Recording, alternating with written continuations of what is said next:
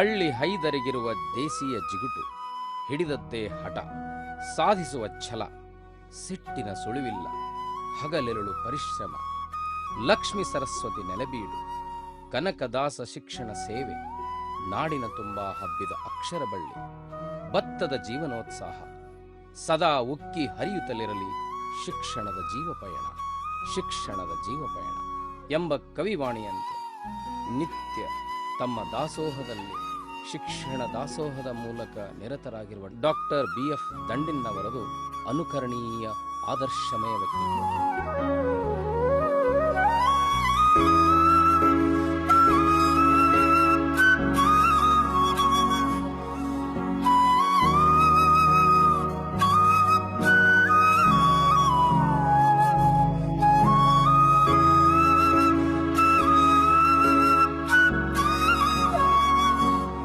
ಆದರ್ಶ ಒಂದು ಶಿಕ್ಷಣ ಸಂಸ್ಥೆ ಅಂದರೆ ನಮ್ಮ ಗದಗ ಮಹಾನಗರದ ಒಳಗೆ ನಮ್ಮ BF ದಂಡಿನವರ ಶಿಕ್ಷಣ ಸಂಸ್ಥೆ ಅಂದರೂ ಕೂಡ ತಪ್ಪಾಗೋದಿಲ್ಲ. ಇವತ್ತು ಬಹಳ ದೊಡ್ಡ ಪ್ರಮಾಣದೊಳಗೆ ಅವರು ಇಷ್ಟು ಮುಂದೆ ಬಂದಿದ್ದಾರೆ ಅಂತ ಹೇಳಲಿಕ್ಕೆ ನಾನು ಇಷ್ಟಪಡ್ತೇನೆ. ಈ ರಾಜ್ಯದಲ್ಲಿ ಶಿಕ್ಷಣಕ್ಕೆ ಬಹಳಷ್ಟು ಒತ್ತು ಕೊಟ್ಟಂಥ ಏಕೈಕ ವ್ಯಕ್ತಿ BF ದಂಡಿನವರು. ಗ್ರಾಮೀಣ ಬಡ ಮಕ್ಕಳಿಗೆ ಶಿಕ್ಷಣವನ್ನು ಕೊಡೋ ನಿಟ್ಟಿನಲ್ಲಿ ತುಂಬ ಪ್ರಾಮಾಣಿಕವಾದ ಪ್ರಯತ್ನವನ್ನು ಮಾಡಿರ್ತಕ್ಕಂಥವ್ರು ಡಾಕ್ಟರ್ BF ದಂಡಿನವರು.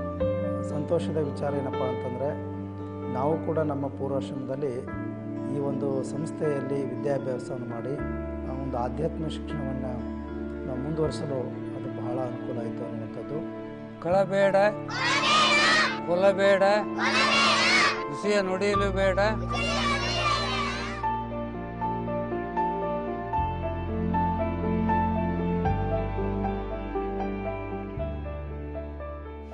ಬಿಜಾಪುರ ಜಿಲ್ಲೆಯ ಒಂದು ಹಳ್ಳಿಯಿಂದ ದಂಡು ದಂಡಾಗಿ ವಲಸೆ ಬಂದಿದ್ದರಿಂದ ದಂಡಿನವರು ಎಂದು ಇವರ ಮನೆತನಕ್ಕೆ ಹೆಸರು ಬಂತು ಎಂದು ಹೆಳವರು ಹೇಳುವುದನ್ನು ದಂಡಿನವರು ಸ್ಮರಿಸಿಕೊಳ್ಳುತ್ತಾರೆ.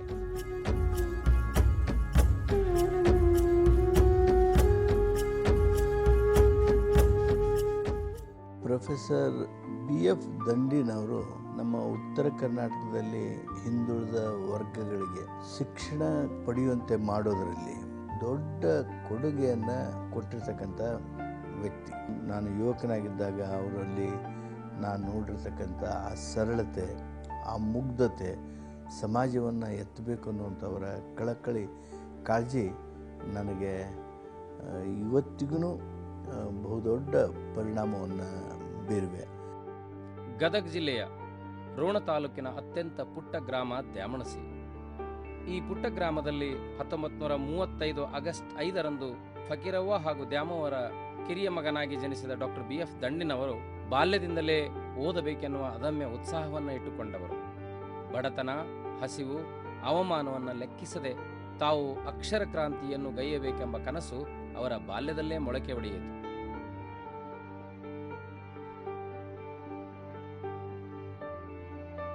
ಕೆಲವರು ದೊಡ್ಡವರಾದ ಮೇಲೆ ಬಾಲ್ಯದ ಕಹಿ ಅನುಭವಗಳನ್ನು ಮರೆತು ಬಿಡುತ್ತಾರೆ.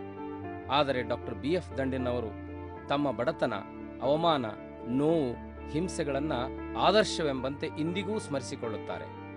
ಡಾಕ್ಟರ್ ಪ್ರೊಫೆಸರ್ BF ದಂಡಿನ್ ಬಹುಶಃ ಈ ಹೆಸರು ನಮ್ಮ ಉತ್ತರ ಕರ್ನಾಟಕದಲ್ಲಿ ಚಿರಪರಿಚಿತವಾದಂಥ ಹೆಸರು. ಪ್ರೊಫೆಸರ್ ದಂಡಿನ್ ಅವರು ನಮ್ಮ ಉತ್ತರ ಕರ್ನಾಟಕದ ಭಾಗದ ಬಡ ಮಕ್ಕಳಿಗೆ, ಶೋಷಿತ ಸಮುದಾಯಗಳ ಕುಟುಂಬದ ಮಕ್ಕಳಿಗೆ ಜ್ಞಾನಾರ್ಜನೆಯನ್ನು ಕಲಿಸುವಲ್ಲಿ ಬಹಳಷ್ಟು ಶ್ರಮ ಮಾಡಿದರು. ಅಲ್ಲಿ ನಮ್ಮ ಊರಾಗ 4ನೇ ತನಕ ಸಾಲ ಅಷ್ಟೇ. 1ನೇ ತನಕ ಅಲ್ಲಿಂದ ನಾನು ಪ್ರಾರಂಭ ಮಾಡೀನಿ. ನಡ್ಕೊಂತ ಹೋಗ್ಬೋದು, ನಾನು ಹೇಳಿ ಒಮ್ಮೆ ಎತ್ಕೊಂಡು ಹೋಗ್ತಿದ್ದೆ.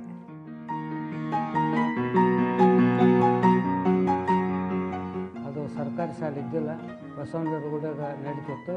ನಮ್ಮ ಮುಸಲ್ಮಾನರು ಒಬ್ಬರು ಟೀಚರ್ ಇದ್ರು, ನಮ್ಗೆ ಒಳ್ಳೆ ಟೀಚರ್ ಇದ್ರು. ಅವರು ಜಮಾವಕ್ಕ ಶಾಲೆ ಬಿಡ್ಸ್ಕೊಂಡು ನಿನ್ನ ಮಗನ ಅನ್ನೋ ಮಾಸ್ತರ್, ರೋಣ ಮಾಸ್ತರ್. 1ನೇ ತನಕ ಹಿಡಿದು 4ನೇ ತನಕ ನಮ್ಮ ಊರಾಗ 4 ಮಂದಿ ಇದು ಕ್ಲಾಸ್ಮೇಟ್ಸ್.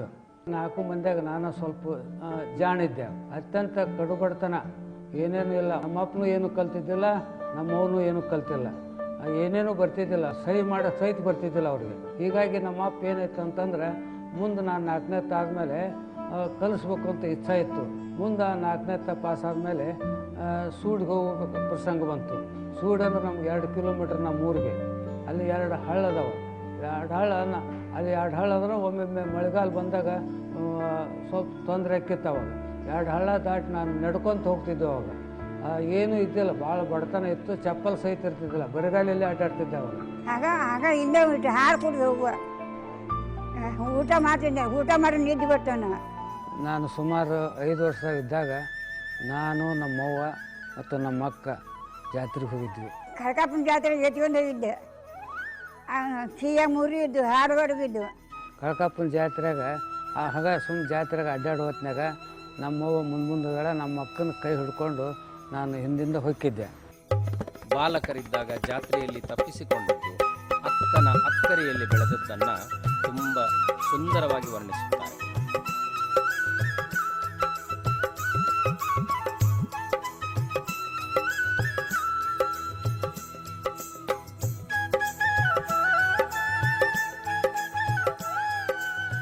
ನಮ್ಮ ಹೊಸದಂತ ಬಡಬಿಟ್ಟು ನಾನು ಹುಡುಗನ ಯಾಕೆ ತೊಂದೋಗಿದ್ದೇಲೆ ಅಂತೇಳಿ ನಾನು ಹೊರಗೆ ಹಾಕಿಬಿಟ್ರು. ಬಾಲ್ಯದಲ್ಲಿ ದನ ಕಾಯ್ದದ್ದು, ಬೇರೆಯವರ ಹೊಲದಲ್ಲಿ ಕೆಲಸ ಮಾಡಿದ್ದು, ಬಡತನದ ಯಾತನೆಯನ್ನು ಅನುಭವಿಸಿದ್ದು ಎಲ್ಲವೂ ಈಗ ಅವರ ಪಾಲಿಗೆ ಸಕಾರಾತ್ಮಕ ಸವಿನೆನಪುಗಳು. 3ನೇ ಬುಕ್ ತೊಗೊಳಕ್ಕೆ ಭಾಳ ತೊಂದರೆ ಇತ್ತು. ನಮ್ಮ ಅವ್ಗೆ ಕಾಡಿಸ್ತಿದ್ದೆ ನಾನು. ಇದು ಇದ್ದಿಲ್ಲ, ಗಿರಣಿ ಇದ್ದಿಲ್ಲ ಅವಾಗ, ಬೀಸ್ತಿದ್ರು. ಬೀಸಕ್ಕೆ ಭಾಳ ಕಾಡಿಸ್ತಿದ್ದೆ. ಹೋಗಿ ಕೊನೆಗೆ 1 ವಾರ ಬಿಟ್ಟು ಒಂದು ಬುಕ್ಕ ಕೊಡಿಸಿಲ್ಲ ನನಗೆ. ಅಕ್ಕನ ಮನೆ ಮುಗುಳಿ ಧಾರವಾಡದ ಆಂಗ್ಲರ ಅಧಿಕಾರದಲ್ಲಿತ್ತು. ಆದರೆ ಪ್ರೊಫೆಸರ್ ದಂಡಿನವರ ಗ್ರಾಮ ದ್ಯಾಮಣಸಿ ಮೊಘಲರ ಆಡಳಿತದಲ್ಲಿತ್ತು. ಅಲ್ಲಿಂದ ಯಾವುದೇ ವಸ್ತುಗಳನ್ನು ಕರೆತರುವಾಗ ತುಂಬ ಕಠಿಣವಾದ ದಿನಗಳು. ಅಂಥ ಸಂದರ್ಭದಲ್ಲಿ ಮುಗುಳೆಯಿಂದ ತಾವು ಜೋಳವನ್ನು ದ್ಯಾಮಣಸಿಗೆ ಸಾಗಿಸಿದ್ದು ಅತ್ಯಂತ ಕಷ್ಟಕರ ಎಂಬುದನ್ನು ನೆನೆಸಿಕೊಳ್ಳುತ್ತಾರೆ. ಹೊಲದ ಮಾರ್ಗದ ಮೂಲಕವಾಗಿ ಹಸಿವಿನ ದಾಹವನ್ನು ತೀರಿಸಿಕೊಳ್ಳಲು ಅವರು ಪಟ್ಟಪಾಡು ಇಲ್ಲಿ ನಿವೇದಿಸಲಾಗಿದೆ. ಅವಾಗ ಇವು ಇದ್ದಿಲ್ಲ, ಲೈಟ್ ಇದ್ದಿಲ್ಲ ಅಲ್ಲಿ. ಅದಕ್ಕೆ ಚಿಮಣಿ ಉಪಯೋಗಿಸ್ತಿದ್ವಿ. ಭಾಳ ಓದ್ತಿದ್ದು ನಾನು. ಹೈಸ್ಕೂಲ್ನಾಗ ಓದಿದಷ್ಟು ಮುಂದೆ ಕಾಲೇಜ್ನಾಗ ಓದಲಿಲ್ಲ ನಾನು. ಅಲ್ಲಿ 3ಕ್ಕೆ ಹೇಳ್ತಿದ್ದೆ, ನಸಿನಾಗ 3ಕ್ಕೆ ಹೇಳ್ತಿದ್ದೆ. ಇರಿದ್ರೆ 3ಕ್ಕೆ ಹೇಳ್ದೆ ಇದ್ರೆ ಸ್ವಲ್ಪ ನನಗೆ ಅಂದ್ರೆ ಇದು ಅನ್ನಿಸ್ತಿತ್ತು, ಅಳು ಬರ್ತಿತ್ತು, ಯಾಕೆ ಹೇಳಿಲ್ಲಪ್ಪ ಇವತ್ತು ಅಂಥೇಳಿ. ಅದು ಬಗ್ಗೆ ಓದ್ತಿದ್ದೆ. ಅವರು ಓದು ಹೊತ್ನಾಗ ಅದು ಚಿಮಣಿ ಇದು ಹೋಗಿ ಬರ್ತೈತಲ್ಲ, ಅದು ನಾನು ಇದ್ರಾಗ ಕುಂತಿತ್ತು. ಒಮ್ಮೆ ಅದು ತಳಗಿಂತ ಗುಂಡಾಗಿ ತಳಗೆ ಬಿದ್ದು ಬಿಡ್ತೇವೆ ಓದ್ಕೊಂತ ಕುಂದ್ರ ಹೊತ್ನಾಗ. 3 ವರ್ಷ SSLC ತನಕ ಚಿಮಣ್ಯಾಗ ಓದಿ. ಒಬ್ಬ ಹಳ್ಳಿಯ ಹುಡುಗ ಈ ರೀತಿ 65 ಇನ್ಸ್ಟಿಟ್ಯೂಷನ್ ಕಟ್ತಾನ ಅಂದ್ರೆ ಅದಕ್ಕೆ ಅವನ ಎಬಿಲಿಟಿ ಎಷ್ಟಿರಬೇಕು ಅಂತ ಅನ್ನೋದು ನಿಮಗೆಲ್ಲ ಗೊತ್ತಾಗುತ್ತೆ. ಅಲ್ಲಿ 7ನೇ ತನಕ ಅಲ್ಲಿ ಕಲಿತೆ ನಾನು. ಅಂದ್ರೆ 7ನೇ ತನಕ ಅಷ್ಟೇ ಕನ್ನಡ ಶಾಲೆ ಇತ್ತು ಸೂಡಿಯೊಳಗೆ. ಕನ್ನಡ ಶಾಲೆ ಇದ್ದಾಗ ಅಲ್ಲಿ ಹೋಗ್ತಿದ್ದೆ. ಅಲ್ಲಿಯೂ ಸಹಿತ ನಾನಾ ಜಾಣ ಇರ್ತಿದ್ದೆ, ಅಲ್ಲಿಯೂ ಸಹಿತ. ಅವೇನಾಯ್ತು ಅಂತಂದ್ರೆ 7ನೇತಿದ್ದಾಗ ಫಾರ್ಮ್ ತುಂಬಕ್ಕೆ ರೊಕ್ಕಿದ್ದಿಲ್ಲ. ಅವು 4 ರೂಪಾಯಿ ಇತ್ತು. 4 ರೂಪಾಯಿ ಇದ್ದಾಗ ಫಾರ್ಮ್ ತುಂಬಿದ್ದಿಲ್ಲ ನಾನು. ಮುಂದೆ ಏನಾಯ್ತಂದ್ರೆ ಹೆಡ್ ಮಾಸ್ಟ್ರು ಭಾಳ ಶಾಣೆ ಅದನ್ನು, ಇನ್ನೂ ತನಕ ಫಾರ್ಮ ತುಂಬಲಿಲ್ಲ, ಪಾಸ್ ಹಾಕಿದ್ದೀವ, ಫಸ್ಟೂ ಬರ್ತಿದ್ದೆ, ಅದಕ್ಕೆ ಬರಲಿಲ್ಲ ಅಂಥೇಳಿ ನಮ್ಮ ಊರಿಗೆ ಒಬ್ಬನ ಕೊಟ್ಟು ಕಳಿಸಿದ್ರು. ಆಮೇಲೆ ಇಲ್ಲ ಫಾರ್ಮ್ ತುಂಬು ಸಹಿ ಮಾಡು ಅಂಥೇಳಿ ಅವತ್ತು ನನ್ನ ಫಾರ್ಮ್ ತುಂಬಿಸಿದ್ರು ಅವರು. ಹೀಗಾಗಿ 1947ನೇ ಇಸ್ವಿ ಅದು. ಆ ಹೊತ್ತಿನ ನಾನು ಅಲ್ಲಿ ಮುಂದೆ ಮಿಲ್ಕಿ ಪರೀಕ್ಷೆಯಲ್ಲಿ ಪಾಸಾದೆ ನಾನು. ಆಮೇಲೆ ಮುಂದೆ 8ಕ್ಕೆ ಸೂಡಾಗಿದ್ದಿಲ್ಲ, ಋಣಕ್ಕೆ ಬರಬೇಕಾಯ್ತು. ಆದರ್ಶಪ್ರಾಯ ಶಿಕ್ಷಕರಾದ ಹುಚ್ಚಯ್ಯ ಮತ್ತು RV ಕುಲಕರ್ಣಿಯವರು ಇವರ ಶಿಕ್ಷಣಕ್ಕಾಗಿ ಅನೇಕ ರೀತಿಯಲ್ಲಿ ಮಾರ್ಗದರ್ಶನ ಮಾಡಿದರು. ಪ್ರಾಥಮಿಕ ಶಿಕ್ಷಣವನ್ನು ಸೂಡಿಯಲ್ಲಿ, ಹೈಸ್ಕೂಲ್ ವ್ಯಾಸಂಗವನ್ನು ರೋಣದಲ್ಲಿ ಪೂರೈಸಿದರು. ವಾರಾನ್ನ ಅಂದಿನ ದಿನಗಳ ದಾಸೋಹ ಸಂಸ್ಕೃತಿ. ಬಡ ವಿದ್ಯಾರ್ಥಿಗಳಿಗೆ ವಾರಾನ್ನದ ಮೂಲಕ ಅನ್ನದಾಸೋಹ ಮಾಡುತ್ತಿದ್ದರು. ಅಂದಿನ ಕಾಲದಲ್ಲಿ ಗ್ರಾಮೀಣ ಪ್ರದೇಶಗಳಲ್ಲಿ ಹಾಸ್ಟೆಲ್ ವ್ಯವಸ್ಥೆ ಇರಲಿಲ್ಲ. ರೋಣದಲ್ಲಿ ಹೈಸ್ಕೂಲ್ ವ್ಯಾಸಂಗ ಮಾಡುತ್ತಿರುವಾಗ ಡಾಕ್ಟರ್ ದಂಡಿನವರು ವಾರಾನ್ನದ ಮೂಲಕ ತಮ್ಮ ಶಿಕ್ಷಣ ಪೂರೈಸಿದ್ದರು. ಅನ್ನದಾನ ಮಾಡುವವರು ಒಳ್ಳೆಯವರು, ವಿಶಾಲ ಹೃದಯವನ್ನು ಹೊಂದಿದವರಾಗಿದ್ದರು. ಆದರೆ ಬೇಡುವ ಹಿಂಸೆ ಅಪಾರ ನೋವನ್ನುಂಟು ಮಾಡುವುದನ್ನು ಸ್ವತಃ ದಂಡಿನವರು ಅನುಭವಿಸಿದ್ದರು. ಆ ಸ್ಥಿತಿ ಬೇರೆ ಬಡ ವಿದ್ಯಾರ್ಥಿಗಳಿಗೆ ಬರಬಾರದು ಎಂಬ ಉದ್ದೇಶದಿಂದಲೇ ಅಂದು ಅವರು ಹಾಸ್ಟೆಲ್ ಕಟ್ಟುವ ಕನಸು ಕಂಡಿದ್ದರು. ಮುಂದೊಂದು ದಿನ ತಾವೇ ಹಾಸ್ಟೆಲನ್ನು ಕಟ್ಟಿಸಿ ಆ ಕನಸನ್ನು ನನಸನ್ನಾಗಿ ಮಾಡಿದರು. ಉಚಿತ ಪ್ರಸಾದ ನಿಲಯದ ಕನಸು ನನಸಾಗಲು, ಅನೇಕ ಬಡವರ ಪಾಲಿಗೆ ಬೆಳಕಾಗಲು ಡಾಕ್ಟರ್ ದಂಡಿನವರು ಕಾರಣರಾಗಿದ್ದಾರೆ. ಗೆಳೆಯರು ಕೂಡ ಆಡ್ತಿದ್ವಿ ಊರಾಗ. ಚಿನ್ನಿಪನಿ ಆಡ್ತಿದ್ವಿ, ಕಬಡ್ಡಿ ಆಡ್ತಿದ್ವಿ. ಕಬಡ್ಡಿ ಈಗ ಇಲ್ಲಿ ಬಂದ ಮೇಲೆ ಗೊತ್ತಾಗೈತೆ, ಅವಾಗ ಹುಡ್ತುತ್ತು ಅಂತಿದ್ವಿ ನಾವು ಅಲ್ಲಿ.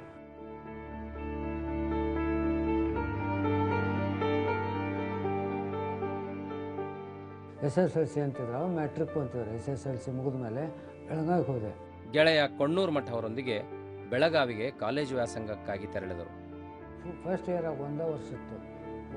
ನಾನು ಸೈನ್ಸ್ ತೊಗೊಂಡಲ್ಲೇ first year science, inter science ಮತ್ತು ಜೂನಿಯರ್ BSc, ಸೀನಿಯರ್ BSc ಹಿಂಗಿದ್ದು. ಖ್ಯಾತ ಸಾಹಿತಿಗಳು, ಕನ್ನಡ ಪ್ರಾಧ್ಯಾಪಕರೂ ಆಗಿದ್ದ ಪ್ರೊಫೆಸರ್ SS ಬೂಸ್ನೂರು ಮಠ ಅವರ ಸಹಾಯದಿಂದ ನಾಗ್ನೂರ್ ಬೋರ್ಡಿಂಗ್ ಅನ್ನು ಸೇರಿದರು. ಅಂದು ಅವರು ಸ್ನಾತಕೋತ್ತರ ಪದವಿಯನ್ನು ಪಡೆದುಕೊಂಡ ಕರ್ನಾಟಕ ವಿಶ್ವವಿದ್ಯಾಲಯದಿಂದ ಇಂದು ಡಾಕ್ಟರೇಟ್ ಪದವಿಯನ್ನು ಪಡೆಯುವುದರ ಮೂಲಕವಾಗಿ ಅತ್ಯಂತ ಹಿರಿಯ ಗೌರವಕ್ಕೆ ಪಾತ್ರರಾಗಿದ್ದಾರೆ. BSc ಮುಗಿದ್ಮೇಲೆ MSc ಮಾಡ್ಬೇಕಂತ ಇಚ್ಛೆ. Karnataka university Dharwad monthly ₹60 scholarship ಹತ್ತಿ ನನಗೆ ಅವಾಗ. ಅಲ್ಲಿ ಹಾಸ್ಟೆಲ್ನಾಗ ತಿಂಗಳ ₹30 ಇತ್ತದು ಹಾಸ್ಟೆಲ್ ಫೀಸ್. ₹30ದಾಗ ಹಾಸ್ಟೆಲ್ ಕೊಡ್ತಿದ್ದೆ, ₹30 ನಾನು ಖರ್ಚು ಮಾಡ್ತಿದ್ದೆ. ಮನೆಯಿಂದ ತರಿಸುವಂತಿದ್ದಿಲ್ಲ, ಕೊಡೋ ಪರಿಸ್ಥಿತಿ ಹೋಗಿದ್ದಿಲ್ಲ, ತರಿಸುವಂತಿದ್ದಿಲ್ಲ. ಗ್ರಾಮೀಣ ಪ್ರದೇಶದಿಂದ ಬಂದಂಥ ದಂಡಿನವರಿಗೆ ಗ್ರಾಮೀಣ ಪ್ರದೇಶಗಳಲ್ಲಿ ಇರುವಂಥ ಶಿಕ್ಷಣ ಕೊರತೆಯ ಮಹತ್ವ ಅವರಿಗೆ ತಿಳಿದಿತ್ತು. ಹಾಗಾಗಿ ಅವರು ಪ್ರಾಥಮಿಕ ಶಾಲೆ, ಪ್ರೌಢಶಾಲೆ, ಪದವಿ ಕಾಲೇಜುಗಳು ಹಾಗೂ ಗದಗಿನಲ್ಲಿ ಸ್ನಾತಕೋತ್ತರ ಸಂಸ್ಥೆಗಳನ್ನು ಸ್ಥಾಪಿಸುವುದರ ಮೂಲಕ ಬಹಳ ದೊಡ್ಡ ಸಾಧನೆಯನ್ನು ನಮ್ಮ ನಾಡಿನಲ್ಲಿ ಮಾಡಿದಂಥವರು BF ದಂಡಿನವರು. KLE ಸಂಸ್ಥೆಯ ಪ್ರತಿಷ್ಠಿತ ಕಾಲೇಜು ಜಗದ್ಗುರು ತೋಂಟದಾರ್ಯ ಕಾಲೇಜಿನಲ್ಲಿ ಅವರು ಸಂಖ್ಯಾಶಾಸ್ತ್ರ ಪ್ರಾಧ್ಯಾಪಕರಾಗಿ ತಮ್ಮ ವೃತ್ತಿಯನ್ನು ಪ್ರಾರಂಭಿಸಿದರು.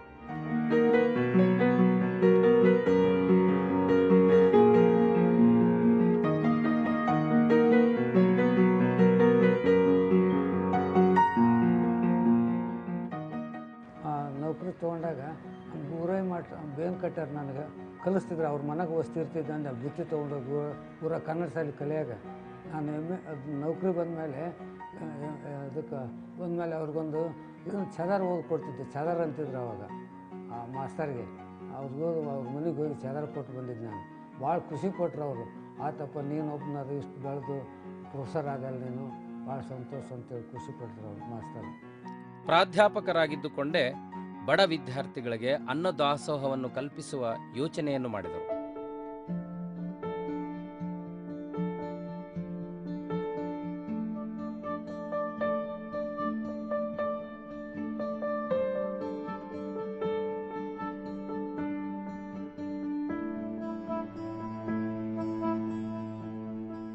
ಬೆಳಗಾವಿ ಜಿಲ್ಲೆಯ ಹೆಸರುವಾಸಿ ಮನೆತನದ ಗವಿಸಿದ್ದಪ್ಪ ಬೆಳವಡೆಯವರ ಮನೆತನದ ಹೆಣ್ಣನ್ನ ತಮ್ಮ ಪತ್ನಿಯನ್ನಾಗಿ ಸ್ವೀಕರಿಸಿದರು. ಸತಿಪತಿಗಳೊಂದಾದ ಭಕ್ತಿ ಹಿತವಪ್ಪುದು ಶಿವಂಗೆ ಎಂಬ ಮಾತಿನಂತೆ ಶಕುಂತಲಾಬಾಯಿ ದಂಡಿನವರ ವ್ಯಕ್ತಿತ್ವ. ಶಕುಂತಲಾಬಾಯಿ ದಂಡಿನ ಮತ್ತು ನಮ್ಮ ಲಗ್ನ ಆದದ್ದು ಹಿರೇಕುಂಬಿ. ಪ್ರೊಫೆಸರ್ ದಂಡಿನವ್ರಿಗೆ ಮದುವೆ ಮಾಡಿಕೊಟ್ರು. ಆದ್ರೆ ಸಾಮೂಹಿಕ ಹೆಂಗೆ ಲಗ್ನ ಮಾಡ್ತಾರೆ ಹಂಗೆ 5 ಮಂದಿದು ಕೂಡೇ ಮಾಡಿದರು ಲಗ್ನನ. ನಮ್ಮ ತಂದೆಯವ್ರು ಮಾಡಿಕೊಟ್ರು. ಪ್ರೊಫೆಸರ್ ಅಂದ ಕೂಡಲೇ ಅವ್ರು ಏನು ವಿಚಾರ ಮಾಡಲಿಲ್ಲ. ನಮ್ಮ ಅಂದರೆ ದೊಡ್ಡಪ್ಪ ಅವರು 2 ಸಲ MLC ಆಗಿದ್ರು. ಅವರು ರಾಜಕೀಯ ಮಂತನ, ಶ್ರೀಮಂತ ಮಂತನ.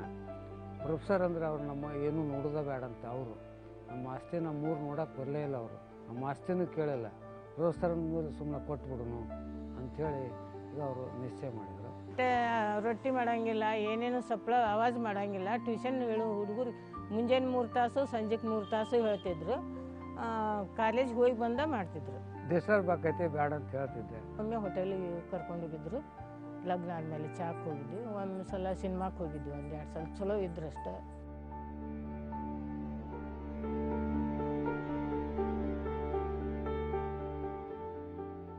'63 ಮ್ಯಾರೇಜ್ ಆಯ್ತು. ನಾನು ಎಲ್ಲಿ ತನಕ ಅಂತಂದ್ರೆ 74ಕ್ಕೆ ರಾಜೀನಾಮೆ ಕೊಟ್ಟೆ. ಏನಂತಂದ್ರೆ ಆಗ ರಾಜಕೀಯ ಇದು ಬಂತು ಇಲ್ಲ, ನಮ್ಮ ಸಮಾಜದಲ್ಲಿ ಕೂಡ ವೈಷಮ್ಯ ಬಿತ್ತಿಲ್ಲ.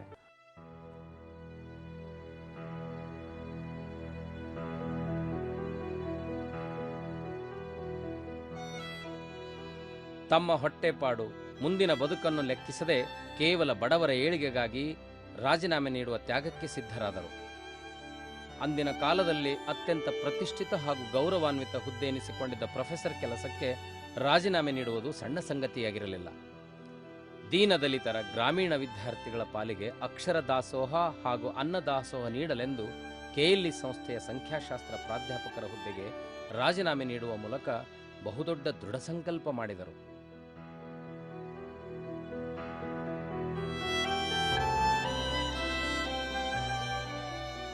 ಅಂದಿನ ಕಾಲದಲ್ಲಿ ಹಾಸ್ಟೆಲ್ ನಡೆಸುವುದು ಸಣ್ಣ ಸಂಗತಿಯಾಗಿರಲಿಲ್ಲ. ಸ್ನೇಹಿತರ, ಬಂಧುಗಳ, ಹಿತೈಷಿಗಳ ನೆರವಿನೊಂದಿಗೆ ಬಾಡಿಗೆ ಕಟ್ಟಡದಲ್ಲಿ ಕನಕದಾಸ ಹಾಸ್ಟೆಲ್ ಅನ್ನು ನಡೆಸಿದರು. ಮುಂದೆ ಸರ್ವೋದಯ ವಸತಿ ನಿಲಯಕ್ಕೆ ಕನಕದಾಸ ಹಾಸ್ಟೆಲ್ ಅನ್ನು ವರ್ಗಾಯಿಸಿದರು.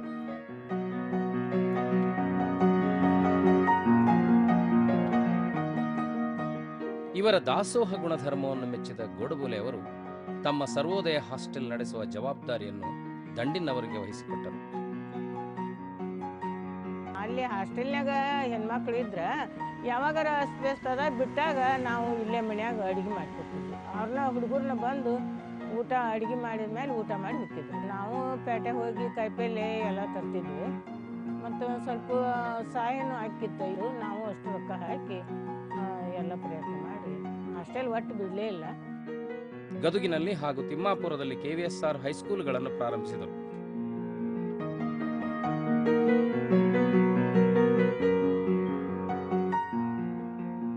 ನಂತರ ಪದವಿ ಪೂರ್ವ, ಪದವಿ ಕಾಲೇಜುಗಳು ಹಾಗೂ ಸ್ನಾತಕೋತ್ತರ ಅಧ್ಯಯನ ಕೇಂದ್ರಗಳು ಇಂದು ಹೆಮ್ಮರವಾಗಿ ಬೆಳೆದು ನಿಂತಿವೆ.